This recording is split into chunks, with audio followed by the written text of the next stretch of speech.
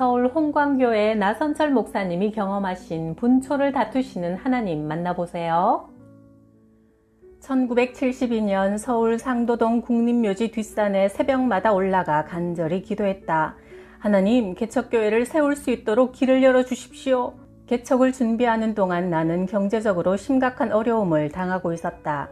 이렇게 어려운 시절에 하나님이 엘리야에게 까마귀를 보내신 것처럼 나에게도 사람 까마귀를 보내주셨다. 수유리교회 박설래 권사는 동대문 시장에서 장사를 했는데 영성이 예민하여 새벽마다 하나님을 찬양하고 기도하노라면 하나님의 음성을 듣곤 했다. 오늘은 어디에 사는 누구를 찾아가 보아라.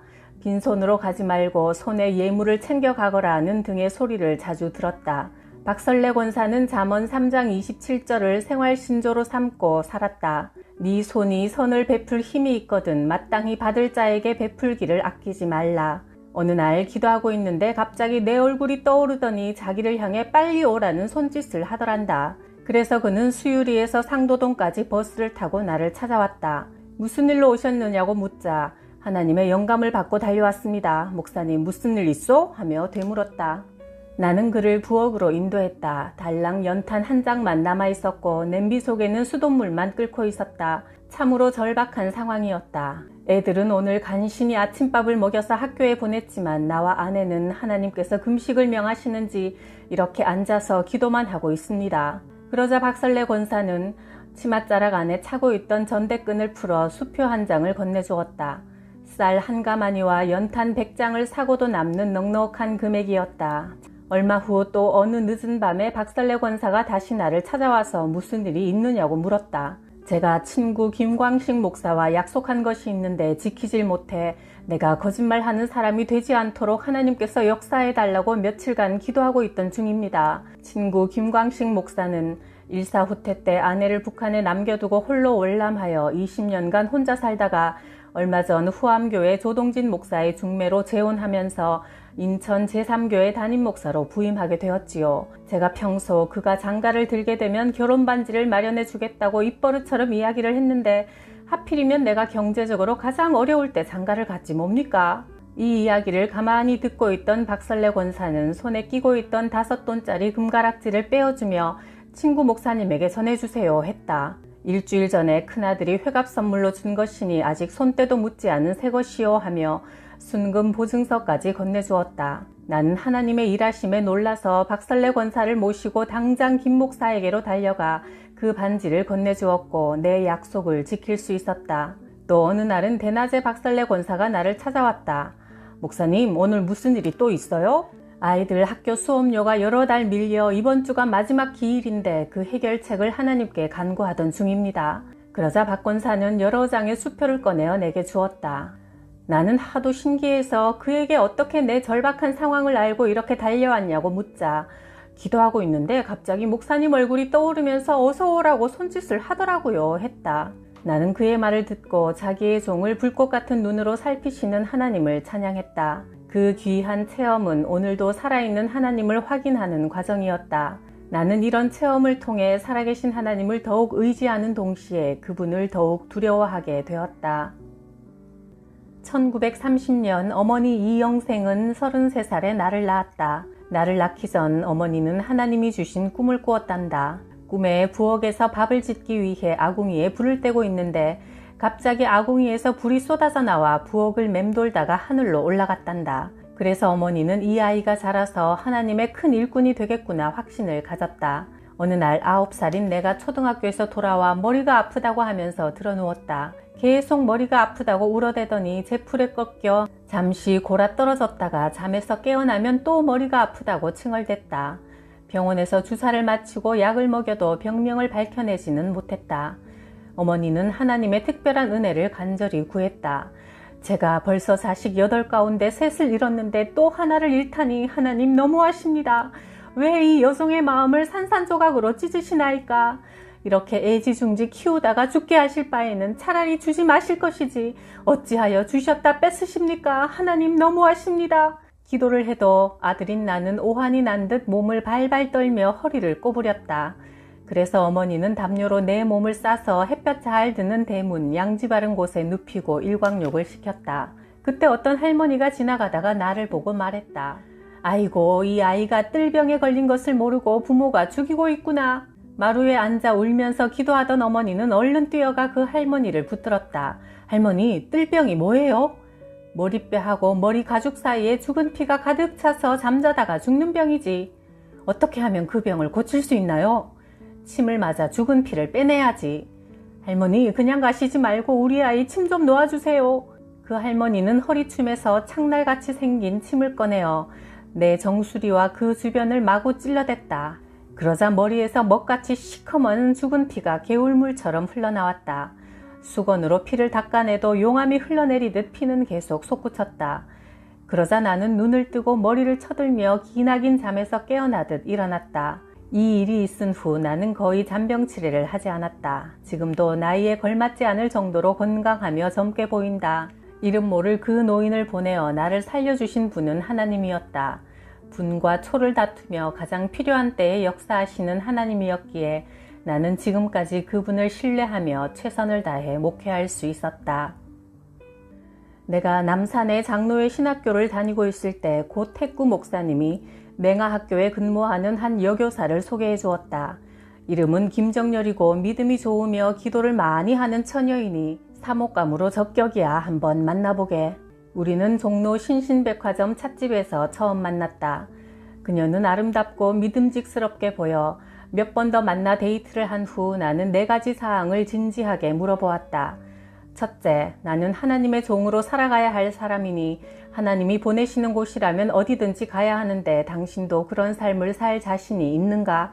둘째, 나는 어쩌면 평생 가난하게 살아야 할지도 모르는데 불평하지 않고 살 수 있는가? 셋째, 나는 예수 그리스도의 복음을 전하다가 핍박을 받고 어쩌면 순교당할지도 모르는 몸인데 그때 나를 원망하지 않겠는가? 넷째, 아버지가 제주 서부교회 담임 목사이지만 곧 은퇴하시게 되면 장남인 내가 모실 텐데 홀로 된 시아버지를 모실 수 있겠는가? 그랬더니 그녀도 조심스럽게 그리 하겠다고 대답하는 게 아닌가? 나는 바로 이 여자가 하나님이 내게 주신 평생의 반려자라고 확신했다. 우리는 1956년 종교교회에서 결혼식을 올렸다. 결혼 후 아내는 이런 간증을 했다.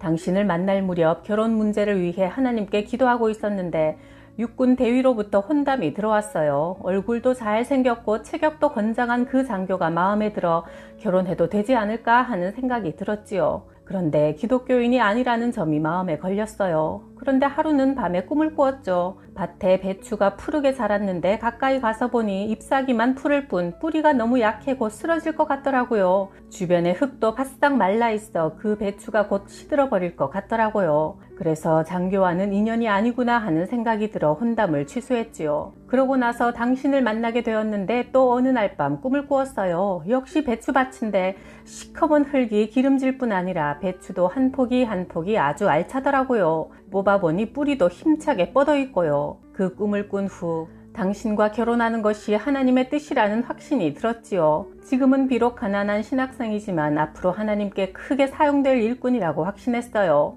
하나님은 기도하는 자들에게 분명하게 응답하신다. 지난 50년간 나를 위하여 기도하고 교회를 위해 기도하고 나라를 위해 기도하면서 어려울 때나 평안할 때나 한결같이 나와 함께한 아내 김정열 사모에게 감사한다. 그리고 나에게 가장 합당한 아내를 주신 하나님께 감사드린다. 1960년 수원 서둔교회에 담임 목사로 부임한 첫날 영역 시험이 시작되었다. 서둔교회는 지식인들이 많았다. 건국대학 학장이던 김성원 장로를 비롯해 서울대학 학생들이 100명이 넘었다. 그래서 목회하기 힘든 곳이구나 내심 걱정하고 있는데 수석 장로인 김용준 장로가 말했다. 목사님, 이 다과를 잡수시고 난 후에 꼭 신방할 집이 있습니다. 교회 뒷마을에 있는 그 집을 찾아가니 50대 여주인 김복동 씨가 귀신이 들려 있었다. 내가 자기 집을 향해 오고 있다는 것을 미리 알고는 아랫목에 자리 잡고 누워서 벼르고 있었다. 김복동 씨는 암소만큼 덩치가 큰 여자였다. 나는 귀신 들린 사람을 처음 보았기에 등에 땀이 주르륵 흘렀으나 귀신은 예수 이름으로 명하노니 떠나가라 기도한 후 그녀에게 일어나 앉으라고 명했다. 그러나 그녀는 머리를 흔들고 코웃음을 치며 반항했다. 나는 눈을 감고 간절히 기도하기 시작했다. 모든 악한 영을 제압하시는 주여, 어찌하면 좋겠습니까? 내 힘으로는 이 사람을 감당할 수가 없나이다. 이 일을 처리하지 못하면 제가 어떻게 서둔교회에서 담임 목사로 목회할 수 있겠습니까? 주님 도와주시옵소서. 그 순간 내 눈앞에 갑자기 별들이 번쩍했다. 잠깐 정신을 잃었다가 차리고 보니 김복동 씨가 주먹으로 내 눈을 내리친 것이다. 이때 내 귀에 하나님이 말씀을 들려주셨다. 만군의 여호와께서 말씀하시되 이는 힘으로 되지 않고 능력으로 되지 않고 오직 나의 영으로만 되느니라. 큰 산아 네가 무엇이냐, 내 앞에서 평지가 되리라. 스가랴 4장 6절 7절. 이 얼마나 적절한 말씀인가. 나는 용기가 생겨 그녀의 손 위에 성경책을 올려놓고 냅다 소리를 질렀다. 주 예수의 이름으로 명하노니 두 눈을 뜰지어다. 그랬더니 꼭 감고 있던 두 눈을 활짝 뜨는데 흰 자위만 있지 검은 눈동자는 전혀 보이지 않았다. 그래서 나는 다시 외쳤다. 주 예수의 이름으로 명하노니 두 눈의 검은 자위도 내어 놓을지어다. 그랬더니 검은 눈동자가 돌아오면서 나를 또렷이 바라보았다. 나는 계속 명령했다. 주 예수의 이름으로 김복동에게 명하노니 입을 열고 내가 묻는 말에 대답할지어다. 무슨 귀신이 네 속에 들어앉아 있는가? 또 언제부터 그 귀신이 너를 사로잡고 있는가? 언제 너에게서 영원히 떠날 것인가? 그러자 김복동 씨는 입을 열고 술술 대답하기 시작했다. 나는 몇 년 전 인민군에게 끌려나가 행방불명된 네 남편이다. 아내의 몸에 머무르면 편할 것 같아 1년 전에 들어왔지. 하루만 더 머물고 떠나겠다. 나는 호통치듯 말했다. 떠날 운명에 이미 놓였으니 하루 이틀 들먹이지 말고 오늘 당장 떠날지어다. 귀신은 너무 심하다고 투덜거리며 가버렸고 김복동 씨는 정신이 온전해져 6개월 후 세례를 받았다. 그리고는 착실하게 봉사하는 교회의 귀한 일꾼 권사가 되었다. 이 영역시험에 합격한 후 나는 서둔교회 담임 목사로 존경받으며 일할 수 있었다. 1951년 21살의 나는 6.25 전쟁으로 제주도에서 피난 생활을 했다. 영양실조로 늑막염에 걸려 몸이 자꾸 허약해지니 절망과 포기의 벼랑으로 내몰려갔다. 살자니 고생이요 죽자니 청춘이로다 하는 속담을 수백 번 되씹다가 정방폭포 절벽으로 걸어갔다. 구질구질하게 연명할 바에는 마지막 용기를 발휘하여 이 절벽에서 뛰어내리는 거야. 그러면 순식간에 이 고통이 끝날 거야. 이런 생각을 하면서 나는 물속으로 들어갔다. 그런데 바로 그때 뒤에서 누군가 내게 외치는 소리가 들렸다. 네가 폭포에 몸을 던질 만큼 큰 용기를 가졌다면 그 용기로 나를 위해 한번 살아보지 않겠느냐?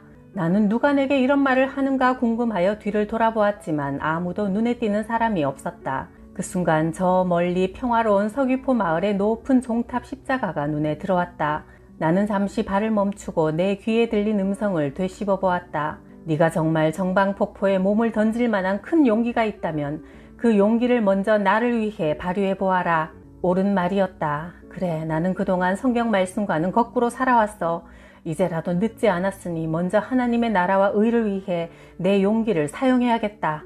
그렇게 마음을 정리하고 시냇물에서 발을 빼어 집으로 돌아왔다. 그때부터 내 생활은 180도 바뀌었다. 먼저 하나님의 나라와 의를 구하는 자세로 살고자 결심했다. 당시 내 뒤에서 들리던 세미한 음성은 사람의 소리가 아니라 항상 나와 함께 하시는 하나님의 음성이었음이 분명했다. 당시 그 음성을 무시하고 계속 걸어갔다면 나는 분명 정방폭포 아래로 몸을 던졌을 것이다. 모든 희망을 잃었던 그 순간 하나님은 내게 새로운 희망을 주셨다. 하나님은 분과 초를 다투며 나를 바른 길로 이끌어 주시는 분이었다.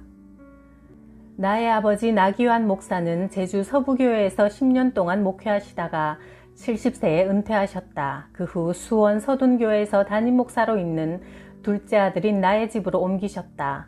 매일 새벽 3시에 교회에 나가 기도하고 아침 7시에 가정 예배를 인도하셨다. 매일 아침 아버지의 기도는 다음과 같았다. 하나님 아버지, 아들 선철이가 대를 이어 목사가 되었으니 능력을 주시어 하나님의 오른팔로 들어 쓰시옵소서. 그리고 큰손자 요섭은 신학 박사가 되어 신학교에서 가르치게 하시고 손녀 영선이는 교회 피아노 반주자가 되게 하시며 작은 손자 영섭이는 경제학 박사가 되게 하소서. 자자손손 하나님을 섬기며 이 나라와 결혜를 위한 큰 일꾼들이 되게 하소서. 하나님이시여 이 늙은 종의 간절한 기도를 들으셔서 자자손손 지켜주시고 이끌어 주옵소서. 하나님은 나기환 목사의 기도를 모두 응답하셨다. 내 큰아들 나요섭은 미국 덴버 대학교 신학박사 학위를 취득하여 영남 신학대학교의 신약학 교수로 재직하다가 현재 대구 제일교회 담임 목사로 섬기고 있다. 딸 영선이는 중앙대학교 음악학과를 나와 현재 교회 성가대 반주자로 봉사하며 피아노 학원을 경영하면서 아이들을 가르치고 있다.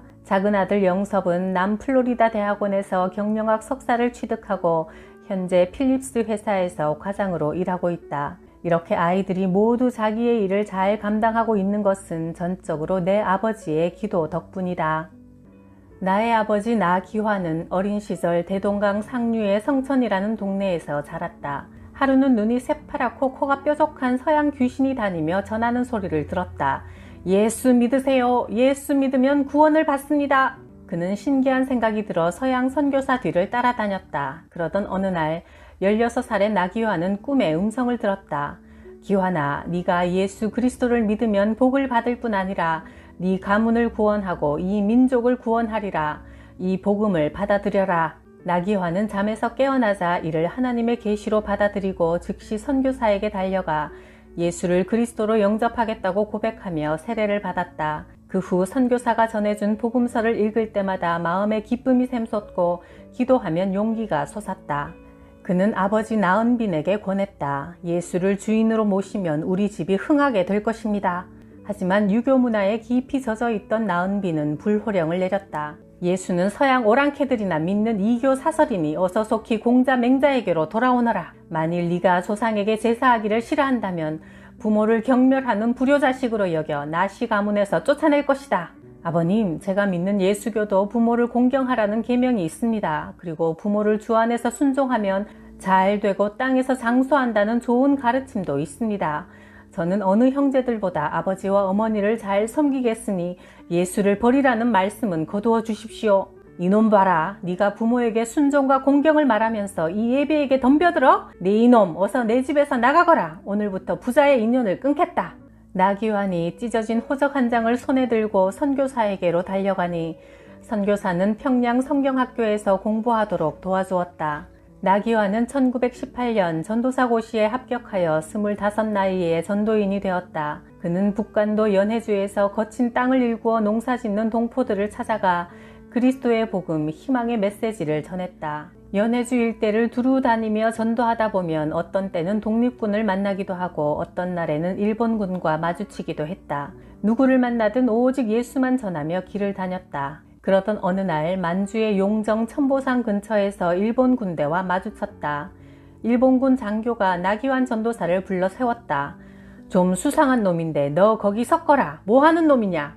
저는 전도인입니다. 예수의 복음을 전하기 위해 이 길을 가고 있습니다. 그러나 나기환 전도사는 일본군 막사로 끌려가 집요한 신문을 받게 되었다. 네 정체가 무엇이냐? 홍범도 휘하에 속해 있는 독립군 첩자냐? 아니면 김좌진 아래에 있는 첩자냐? 누가 너를 여기까지 보냈느냐? 일본군의 행군 진로를 일러 바쳤느냐?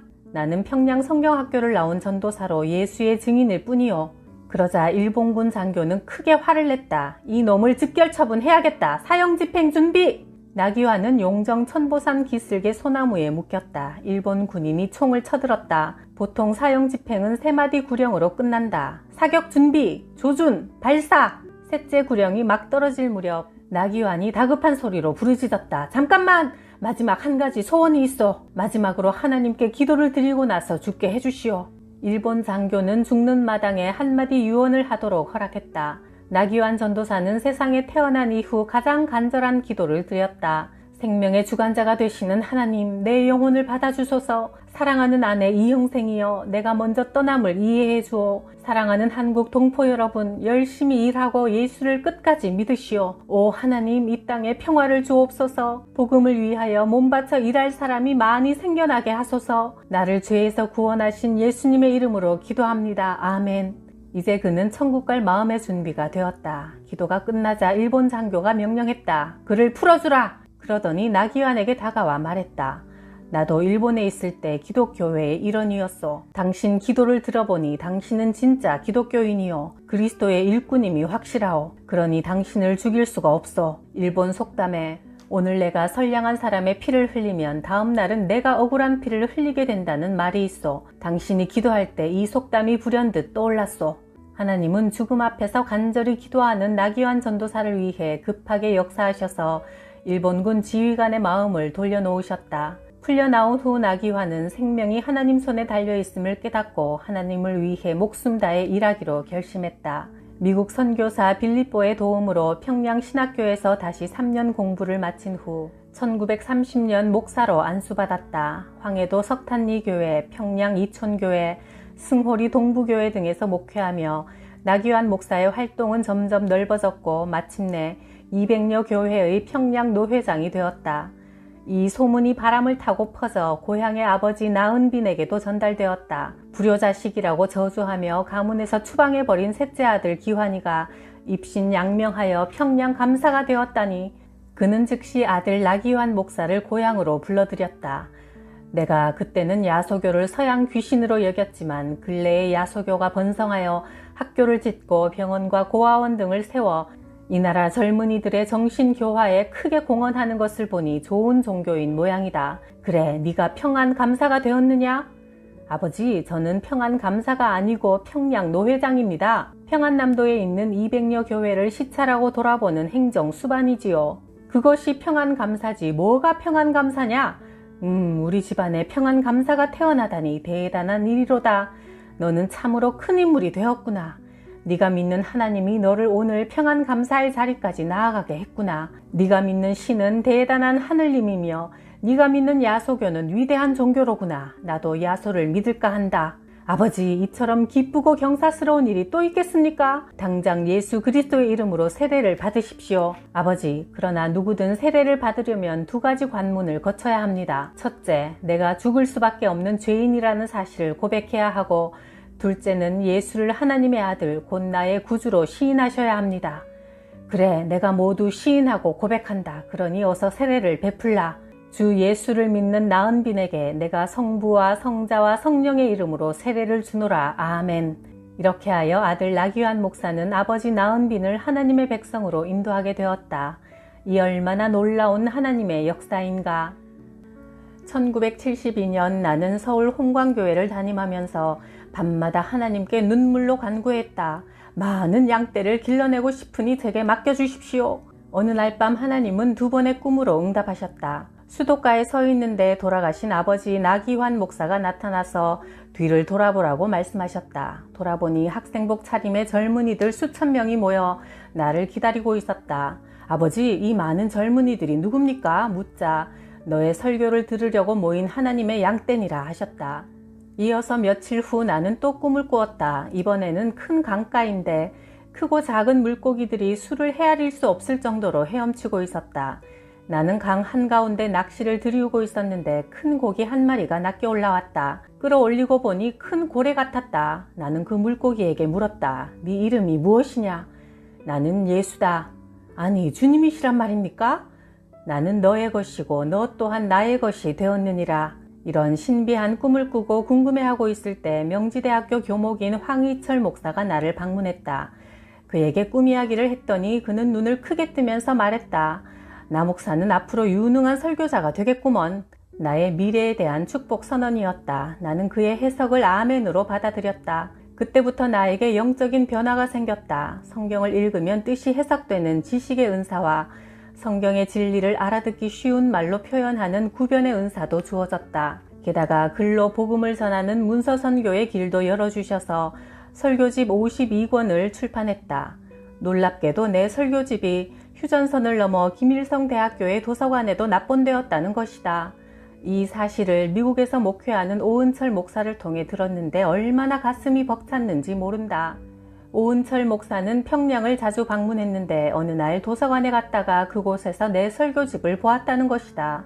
하나님은 나의 계획보다 더 큰 일을 이루시는 분이었다. 그런 일에 내가 도구로 쓰임받는다는 것은 너무나도 감사한 일이다.